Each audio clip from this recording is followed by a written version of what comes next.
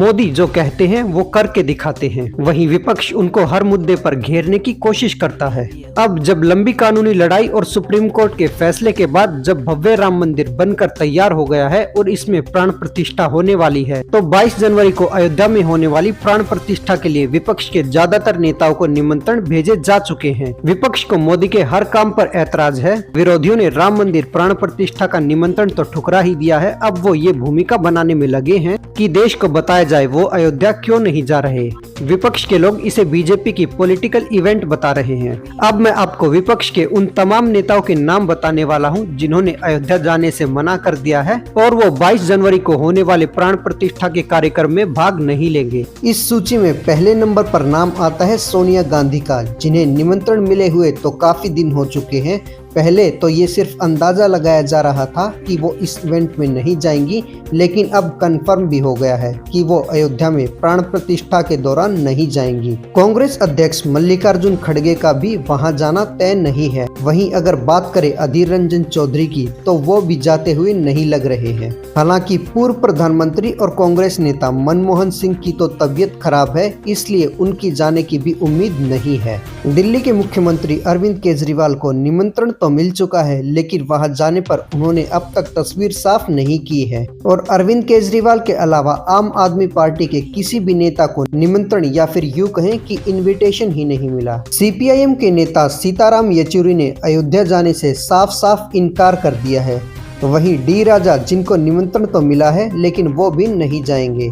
TMC नेता और बंगाल की मुख्यमंत्री ममता बनर्जी भी अयोध्या में होने वाली प्राण प्रतिष्ठा में नहीं जाएंगी। कुछ ऐसा ही हाल आरजेडी के नेता लालू प्रसाद यादव का है, वो भी इस इवेंट में शामिल नहीं होंगे। और समाजवादी पार्टी के नेता अखिलेश यादव को तो निमंत्रण ही नहीं मिला, वो इस बात पर गुस्साए हुए हैं। उनकी पत्नी डिंपल यादव ने कहा है कि वो अयोध्या जाएंगे और जरूर जाएंगे, लेकिन 22 जनवरी के बाद। उद्धव ठाकरे का भी अखिलेश यादव वाला ही हाल है, उन्हें निमंत्रण ही नहीं मिला। बीजेपी पर उन्होंने तंज कसते हुए कहा कि अयोध्या या राम मंदिर किसी की बपोती नहीं है और वो अयोध्या राम मंदिर में जरूर जाएंगे, लेकिन इस कार्यक्रम यानी 22 जनवरी के बाद। और सीपीआईएम नेता वृंदा करात ने भी वहां जाने से साफ साफ इनकार कर दिया है। उन्होंने कहा है कि इस इवेंट को पॉलिटिसाइज किया जा रहा है, ये कोई धार्मिक अनुष्ठान नहीं होने वाला है, बल्कि ये राजनीति चमकाने का एक जरिया है। ये तो बात हुई इंडिया अलायंस और विपक्षी नेताओं की राम मंदिर प्राण प्रतिष्ठा में जाने की।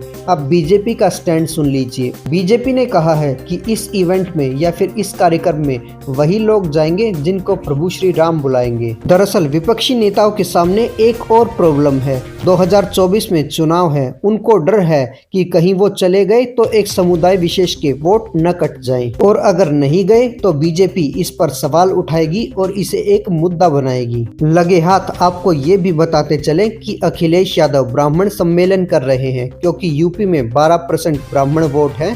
यूपी की 80 सीटों पर संग्राम छिड़ा है।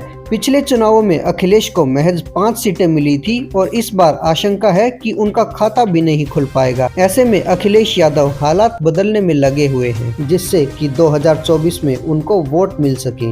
वहीं उनकी पार्टी के ही नेता स्वामी प्रसाद मौर्य ने उन्हें मुसीबत में डाल दिया है। वो हिंदू धर्म को लेकर काफी बार जहर उगल चुके हैं और इस बार भी उन्होंने ऐसा ही किया है। उन्होंने सनातन धर्म का मजाक उड़ाते हुए ये तक कह दिया है कि हिंदू कोई धर्म नहीं है। उन्होंने और भी कुछ ऐसा कहा है सनातन धर्म को लेकर, जिससे कि देश के लोग गुस्से में हैं। वो हिंदू धर्म को खत्म करने की बात तक कर चुके हैं।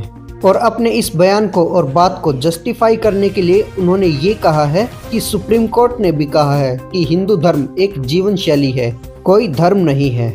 और इस पूरे मामले पर अखिलेश यादव ने चुप्पी साध रखी है। वहीं इंडिया अलायंस के एक और घटक दल डीएमके के नेता दयानिधि मारन उत्तर भारतीयों का मजाक उड़ा रहे हैं। वो कहते हैं कि यूपी और बिहार के लोग मजदूर होते हैं, वो लोग काम की तलाश में तमिलनाडु आ जाते हैं और यहाँ आकर जब उन्हें कोई काम नहीं मिलता तो फिर वो सफाई का काम करने लगते हैं। और इंडिया अलायंस की सिर्फ इतनी भर मुसीबत नहीं है, इंडिया अलायंस के ही एक और नेता फारूक अब्दुल्ला की बात कर लेते हैं। फारूक ने कहा है कि देश में फिलिस्तीन और गाजा जैसे हालात बन सकते हैं, क्योंकि सरकार की नीतियां ही कुछ ऐसी है। और इंडिया अलायंस का कोई भी नेता इस बयान पर कुछ भी कहने को तैयार नहीं है। ये मोदी की ही चोट है जिसका असर गहरा लगा है।